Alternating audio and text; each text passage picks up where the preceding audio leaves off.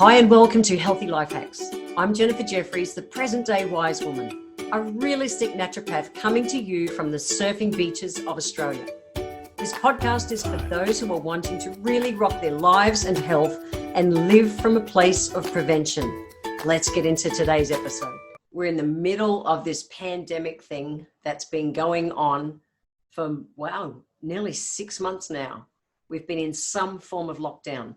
I live in Queensland, so our border is locked and we're doing social distancing. However, we've still got those freedoms. Melbourne is now in a hard lockdown with curfews at night. If you're listening in this in the future, seriously, this shit happened. New Zealand's just been put back in lockdown, in hard lockdown. Like, the virus is one thing, but as a practitioner, the thing I actually worry about more is people's mental health.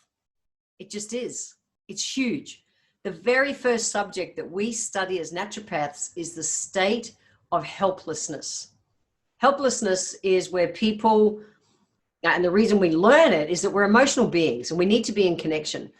And there reaches a point where we just go, it's too hard. It's too hard. I can't do it. And they switch into helplessness. And this is the classic story, is things, something like how they train an elephant. You got this giant, 10-ton animal, but when they're little, they start with this big heavy chain around the animal and they anchor it, to a spike on the ground, and it learns no matter how much it tugs, it can't get away. Eventually it succumbs and it gives up and it just goes, why bother? I can't get off anyway. And it just goes, eventually as it grows up and it is this giant animal, it can be tethered on a piece of string, a little piece of rope, and it won't move. And where it could break it, not even thinking about it, and yet it's in that state of helplessness. It has just resigned itself to the fact that nothing's going to change. I can't get away. It's real. It's really real, which is why we study it as our very first subject as naturopaths. Really interesting.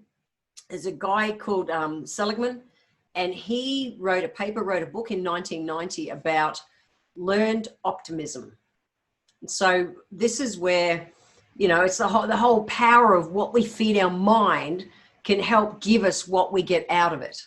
And this is important, I think, when it comes to mental health. So today I want to talk a little bit of that stuff and also just a few foods that I can give you as life hacks to be able to modify that will also help your gut chemistry. Okay. So, because that's your gut feeds your brain. That's why I want to give you that. But it's real. It's real. So there's kind of like 5 main areas that you want to really look on to focus your mind to be able to get it into a place where you can deal with it, because we can't make stress go away, and you can't, that's it. We're there. We're in lockdown of some description at the moment, but we can modify how we deal with it. And that's what I care about, how well people are going to come out of lockdown in their mental health. It's really huge. So the first one is, and this is not hippie woo-woo, guys, this is science. The first one is we've got to keep hope. We have to look through a positive lens and keep hope that we are going to come through this, not be resigned and cynical and just give up. That won't help. That won't help. So this is real. We need to come from that place where we're looking through a positive lens. I am the biggest rose-colored glasses chick on the planet. I really am. But I'm also, I'm what I call a realistic idealist. So I'm the idealist, peace, love, and brown rice, think everything's positive, everything's great, but I'm also grounded so that I don't get, carried off and then go through all this disappointment. So at the moment, we truly don't know what the next 3 months will look like. We actually don't even know what the next week will look like. Every day, the rules are changing. And this is why I really worry about how people are responding to what's going on. We've got to keep positive that we are going to come through this. Are we going to go back to the way things were? No, not a chance. There's too many things have changed now for too long for us to go back to exactly how it was. So there's going to be a new normal, and none of us really know just yet what that looks like. But you've got to hold hope. You've got to hold hope that we will go through this and we will adapt to whatever that new normal is, because that's what we need to stay focused on. Cool? That's number 1. The next one, think about the conversation that you're having on a daily basis. Who are the 5 people that you associate with at the most, or, that are the conversation in your head the majority of the time. This is a learning I took on, wow, over 20 years ago when I first heard about the concept. And I'm really aware of who I hang around with. So there are some people in our lives who are what I call energy suckers, that they're down and out, negative, everything's too hard, all those kind of things. And I chose years ago to divorce myself from those kind of people for my own sanity, Okay. I can love them, but I have to protect myself, to the extent that I'm going to hang around them. I really consciously respect my space and who I spend I'm really choosy about who I actually spend my time with, because that conversation that person is absolutely influences our health. So if you have got someone who's just down and negative all the time, that will impact your health. You know what? Stress, emotional stress is more taxing on your health than crap food. It's just a reality. Who are you surrounding yourselves with? Are they positive, uplifting people? Are they people that lift everyone else up? Are they people that, majority of the time, no one's 100% going to be like, yeah, rainbows, it's all wonderful. That's not what it's about. But is there general conversation taking life forward? Is there general conversation lifting you up? It's kind of like if you visit with them, even if it's a phone, if you're in lockdown, ring people, reach out and be in contact with people. Don't isolate. It doesn't work. And at least we've got all the technology nowadays to be able to do video so we can see each other and be in connection. But if I was having a chat to you, after that conversation, would you feel uplifted? Or would you feel like, I'm bugged, I'm exhausted, I have to go and have a rest? Or your brain's going, now I'm even more worried. Like, this is not good. What is it? The people you're hanging around with, and we say the 5 that we hang around with the most are the ones that influence us the most. So really look at who you're hanging around with. Do you need to bring more people into your conversation so that you can be uplifted? Now, the beauty is that nowadays we have things like these podcasts and even positive YouTubes and things where you can be picking up positive messages or reading books or audio books, but filling our mind, filling our brain with things that are uplifting to us, not energy sucking, taking us further down the rabbit hole. Because what we think about, we bring about. What we think about, we bring about. So if we start thinking doom and gloom, that's all we see. It's like our brain just loses everything else, and that's all we see. We need to hold hope. We will get through this, guys. I promise. With that in mind, you've got to turn the news off. You got to turn off the telly. Like, really, it's not going to serve you. I promise, if there's something you have to know, you will find out about it.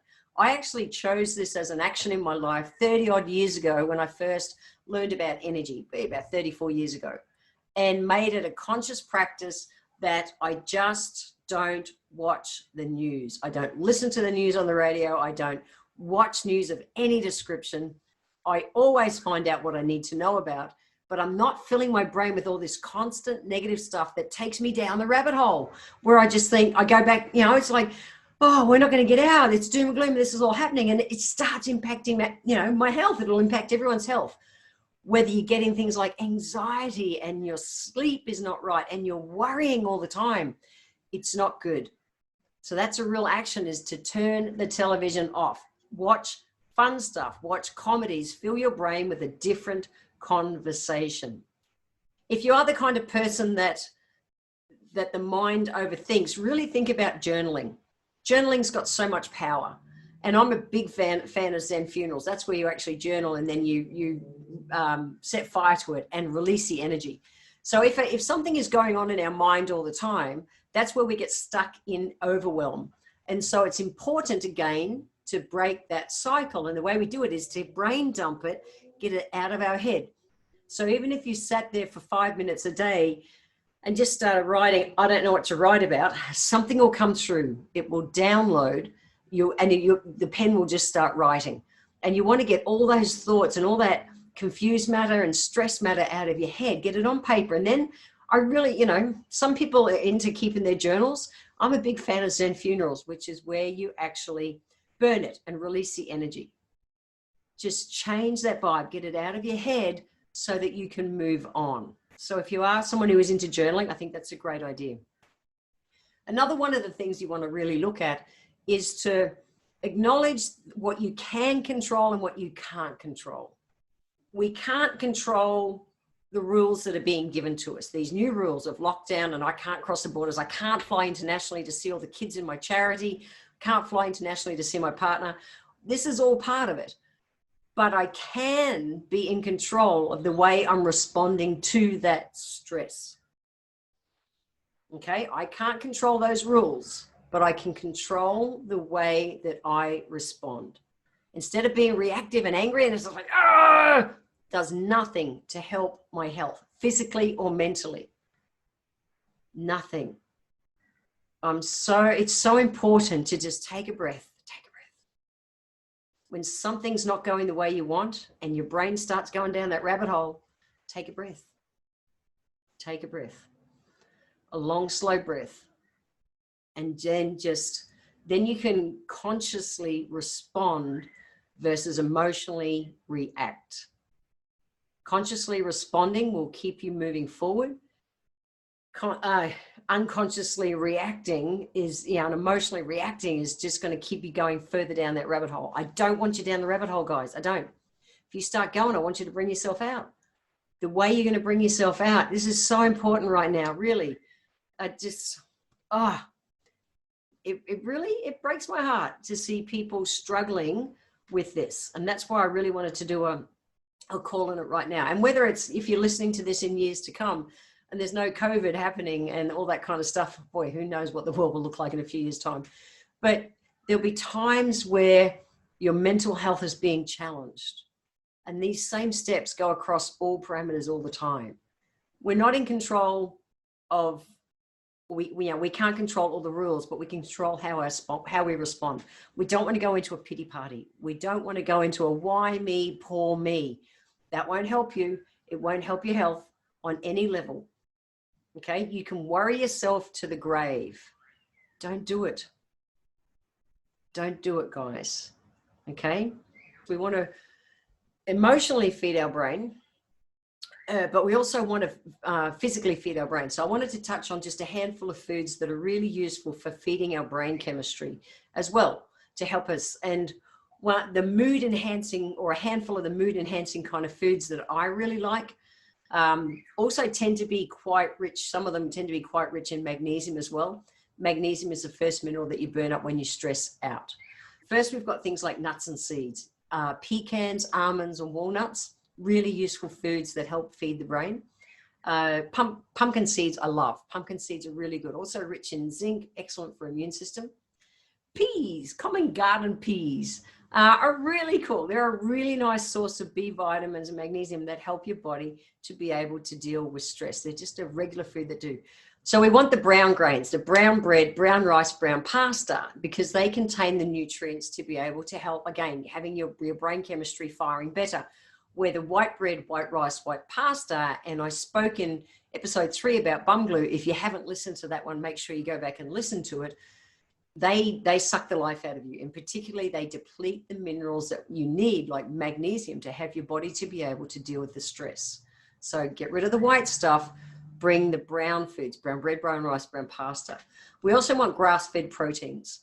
So the big difference is if you have a protein source, so if you're a beef eater kind of person, if you have, grass-fed meat or grass-fed milk protein, the difference is if it comes from a grass-fed animal versus a grain-fed animal, you actually get all of the amino acids, particularly the ones that even turn on your happies, your serotonin and dopamine. So if you're used to eating, I see ads in restaurants and the butchers and that say, 60 days grain-fed beef. And I think it should say 60 days going to make you really damn depressed beef, because we want everything in our diet to be as close to nature as possible. So if you can have protein from a grass-fed source, the way it's meant to be, you will also get the right amino acids, including the ones that turn the happies on. But then it's not just what you eat, it's what your body's able to assimilate. So most people's body, when it's been stressed out for a while, it's like the stress hormones put the fire out in your belly. And when that happens, food stews instead of digesting. So we need to raise our enzymes. And one of my favorite foods to be able to tap into digestive enzymes, and I'm going to do a whole show on digestive enzymes, but just as a quick, easy add-on here is kiwi fruit. Kiwi fruit is a wonderful source of digestive enzymes. So it's not just what you eat. We want to make sure, because your gut is where your brain's fed from. So if your brain's thinking negative and is in overwhelm, look at your nutrition as well. It plays a part. It plays a really important part. And so it's those stress hormones and that we produce that throw it out of balance. And actually in the next episode, I'm going to talk about the 3 essential things you need to get your adrenal glands out of survival mode. So that's that whole adrenal stress, but that's the next episode. So watch for that one. Guys, just be gentle with yourselves. These are interesting times. I promise we'll get through them. So the healthy life hacks I want to leave you with today are: 1, look through a positive lens. Okay, just please, I'm lending you my rose-colored glasses. Put them on, hold hope. Hold hope. We will get through this, I promise. But we'll get through it better if we band together. So that's 1. Number 2 is, who are you hanging out with? If you haven't got positive people in your home environment or around you that are close, tap into podcasts, tap into positive books, positive YouTubes, things like that. Change the conversation in your head so you can feel supported.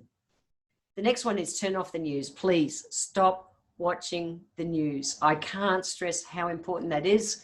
You want to make sure that you do that. So that's the biggest thing that's going to feed negativity into your mind. The next one is to acknowledge that you can't control all the rules, but you are absolutely 100% in control of how you choose to respond to it. So no more pity parties. If something you just think, really? Like what? Really? That's the new law? That's the new rule? Feel it. Don't suppress it. That doesn't help. Feel it, breathe, and then respond calmly. Remember to breathe. And the last one is to feed your mind. Okay, this is a really important healthy life hack. So you want to be able to feed your mind through your nutrition as well. So even if it's just that you'll start eating 1 kiwi fruit a day, please do it. If you're going to bring a few nuts and seeds in, just think about, tapping into a few of those foods and have your mind be able to cope in a different way. So if you want to get the copy of the show notes from this show, head over to my website, healthylifehacks.com.au, and you will be able to download the show notes right there. See you guys. Have an awesome week. I want to thank you for being here today. If you enjoyed my podcast, please let me know by leaving a review where you're listening in from. Every month, I draw one lucky person who leaves a review to have a free 1-hour consultation with me. If you would like to receive a free copy of my Feed Your Body ebook, simply click the link in the comments below and join my newsletter, and we will get that free ebook sent to you. I welcome your emails, and you can write to me at podcast@healthylifehacks.com.au. Until next time, remember, when it comes to life, live it, love it, and get on with it.